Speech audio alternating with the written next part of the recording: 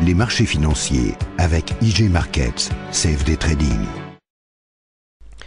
Bonjour, c'est Gilles du site boursicoté.com. Voici l'analyse technique des principales paires de devises du marché Forex ainsi que l'analyse de l'or et du pétrole pour les matières premières.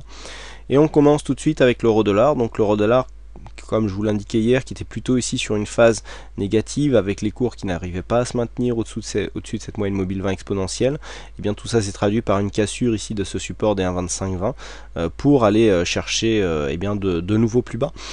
Donc cassure de support qui nous donne par là même une cassure d'un précédent plus bas et donc un signal de trade, puisque sur l'analyse écrite donc de l'euro-dollar, je vous signalais une possible cassure des 1,2495, donc avec un financement à 1,2470. Donc le signal s'est déclenché il y a quelques instants, je l'ai annoncé sur le chat, et avec donc un plus bas ici sur cette bougie qui se situe environ à 1,2461, et bien la position est déjà financée. Donc ça, on a eu un peu plus de chance que la dernière fois où l'extrême s'était arrêté à 1 pips du financement. Donc là, quoi qu'il en soit, on voit que le signal est plutôt bien parti, puisqu'on a quand même une bougie relativement puissante sur la cassure de ce support. Et bien là, le signal est plutôt bien orienté, et de toute façon, avec le financement, même si on remonte toucher le stop, on sortira sur un trend neutre. Donc au niveau des indicateurs, nous sommes ici relativement neutres. Certainement que tout ça va s'infléchir. On avait déjà un pré-signal sur le MACD qui nous indiquait une possible phase de baisse, et donc nous allons chercher des nouveaux plus bas. Donc sous cette zone ici des 1,2495, et bien